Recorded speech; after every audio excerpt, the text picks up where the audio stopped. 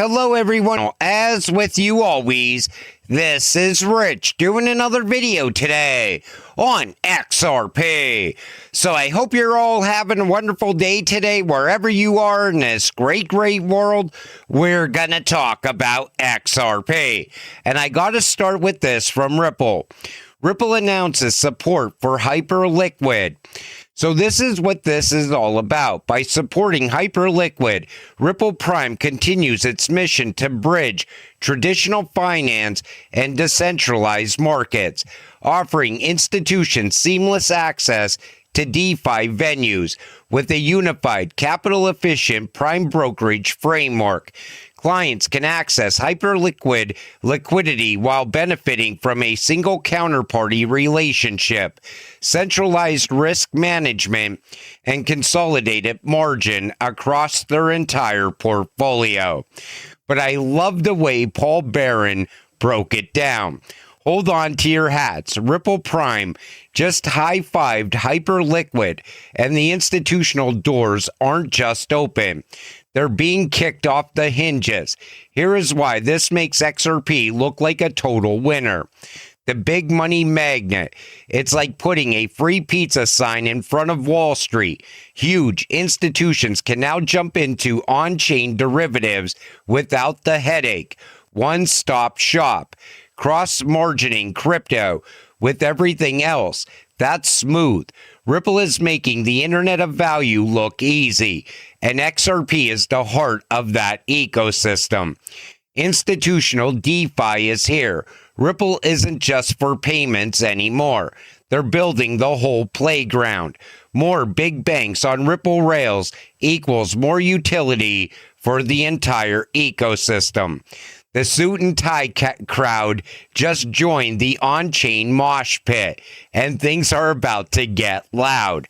This is huge for institutional adoption. We are going to see a lot of money coming on chain very soon.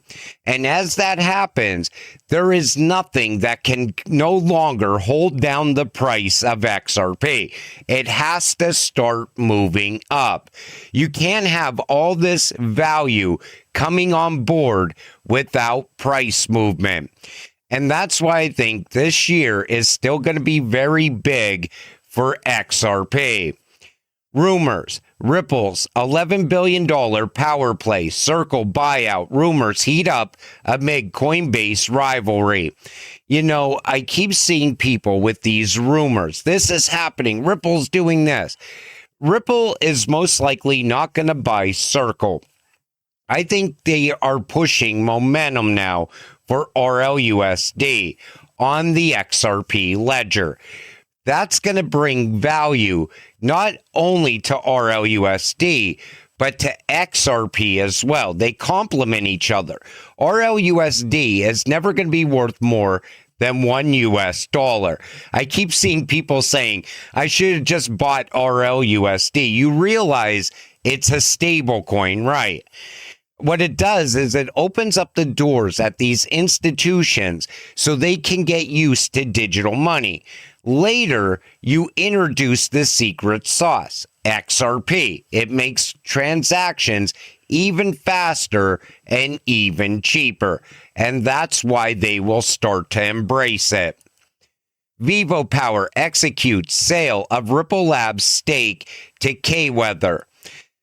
So Vivo Power International is shuffling its digital asset holdings, striking a deal that sees part of its Ripple Labs shares go to South Korea's K-Weather company, while the company takes a 20% stake in Kosdaq listed firm, the firm announced Wednesday.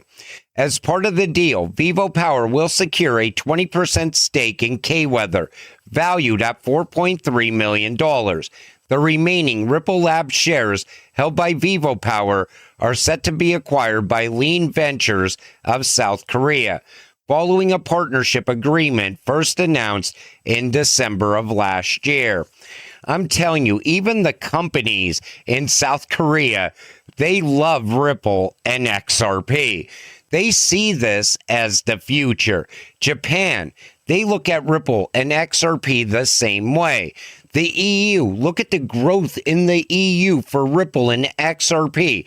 The UK, that's why I said it doesn't matter if the US can come together and get regulations put in place or not, because everywhere else in the world, they're pushing forward, with or without the United States. Kathy Wood just doubled down that Binance is responsible for 1010 and is now even blaming them for this week's crash. She's talking about the October 10th crash. Take a listen. But on October 10th, there was the flash crash caused by a software glitch at Binance. And there was an auto deleveraging event. People were just, margin called to the tune of about $28 billion. We know some of the entities that were caught up in that. They were caught flat-footed. And we think that is just now washing through the system. So if you're looking for something that has weighed on it recently, we do think that happened. So she's blaming Binance for every crash pretty much that we've seen so far. And then there's this. I got a cease and desist from Binance. I really want to expose everything I was told from credible resources, but I can't risk a legal battle. So you see, cease and desist from Binance. And I've seen other people get these also all over X. And it's because they're saying that Binance is the next FTX, that they're about to crash hard. Now, I don't believe that's going to happen. But I think what it is people got caught up in this and they started trying to get their funds off of Binance. And Binance, they halted withdrawals. And that got people really scared. So now everybody's taking to X and saying that they're insolvent. But there's no actual facts to this yet. Now, if that is the case, we will definitely talk about it on this channel. But right now, there's no credible evidence to the fact that Binance is insolvent. We will soon find out what happens there. Top Trader says he's no longer selling. So this is Mason versus Lewis, and he's saying that he's not selling because of the Epstein emails. Now, we all know in the emails that Bitcoin maxis are afraid of XRP. In fact, they wanted to stop Ripple and XRP all the way back in 2014. But remember, Mason versus Lewis also told us to start thinking about exiting our position on XRP. Now, all of a sudden, he's all about XRP. This is what I'm telling you. People in this space, one day they're like, oh, get ready to sell your XRP. We're going into a four-year bear market. Get out now while you still can. And then the next day they're like, I'm never selling any of my XRP because of this right here. Or I'm never selling my XRP because this is so damn bullish right now. Don't get caught up in it.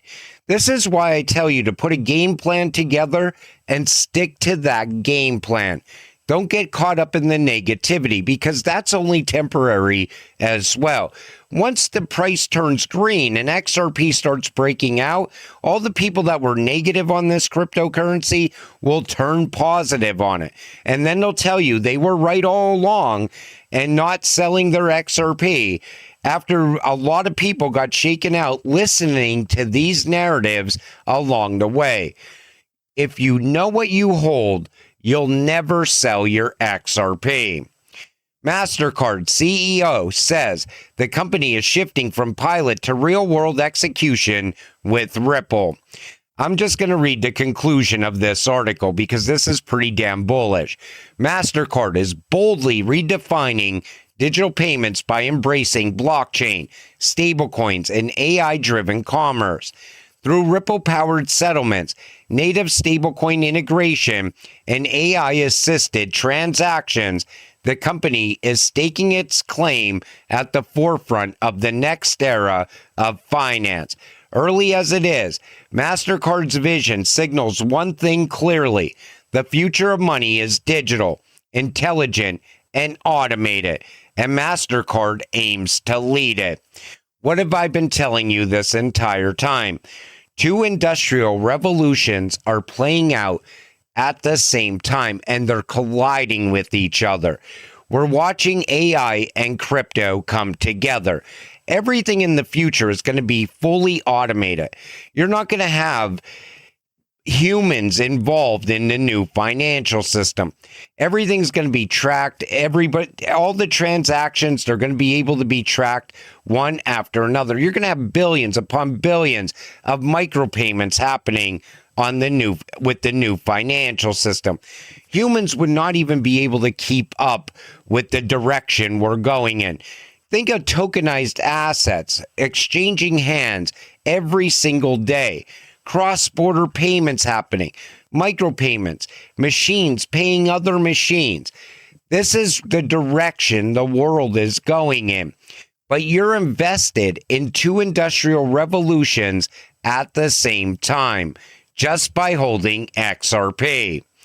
And this is a clip from the other day. Patrick McHenry says, I do think the banks have an overblown concern that crypto is going to destroy them. Take a listen. Trying to get at this fundamental issue, which you used to regulate yourself, which is the banks say, look, if you guys want to be, if the crypto world wants to be a bank, God bless, but go be a bank, be regulated like a bank, live with all of the features and regulations that exist in the banking world. And two, in success, meaning if the crypto world succeeds as much as I think you probably hope it does, it ultimately could destroy not just the banking system, but the economic engine behind the country, which is to say the loan volume would shift materially. Not just that it would shift to crypto, but that there actually would be less loans because there'd be less treasuries available. So, okay, let's unpack this. So the banks are fearful of a new technology. That's not new. This is the same discussion with money markets, just as Ian said, and with ATMs. Don't forget that ATMs were about deposit flight. There are two things that can stand as true. That when you have a tokenized money market fund, the economics of that may be more conducive than non-tokenized money market funds. That's where Ondo sits. You also have stable coins. Stable coins could have the same attributes where they give you rewards, just like credit cards give you rewards. And so the question here is whether or not you can get a compromise that garners sufficient votes through the Senate Banking Committee. And that means that TradFi and crypto have to cut a deal on this question of yield. Standing in the middle of that is Coinbase leading the effort. They have an economic model that is with Circle that is at the center of this debate and center of the concern that banks have on this debate. But I do think the banks have an overblown concern that crypto is going to destroy them by one regulatory change that enables people to get something back for having money, their dollars, stored as a stable coin. I think what they're going to do is they're going to put a cap on yield. And is that going to be 2%, 3%, 4%? We really don't know. But there's going to have to be some sort of compromise here. But remember, they were against ATMs, and ATMs are literally everywhere right now. So I think the banks should not even have a say when it comes to yield. I think the banks should have to compete. Make them compete. Make them give something back to their customers. And if they don't want to give anything back to their customers can move on to stable coins. But this is why nothing is going to get done anytime soon, because the banks are going to try to hold this up as long as they possibly can. Somebody needs to just come in and say, listen, the U.S. is falling behind because of innovation now. We need to get this done, so come to an agreement. If you can't come to an agreement, we're going forward with the yield, with or without the banks. And that's it. And they have to stick to it and actually make it happen. Even if your portfolio value has fallen by more than 50% since August 2025, keep smiling and stick to your plan, because then you know everything will turn out fine. That comes from Mac Attack XRP. And he's totally right. Even if your portfolio is down right now, don't panic. The worst thing you could do is panic, sell, and take a loss. You don't lose nothing in crypto unless you sell. The second you sell, you lose. If you hold through the red days, you will eventually get to exciting times. You will get to euphoric times. You will be there jumping for joy, looking at your portfolio saying, I am so glad I never sold on one single red day.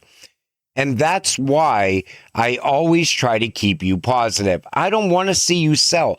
I really want to cross the finish line with all of you, because I know the excitement that people are going to have as XRP is skyrocketing in price.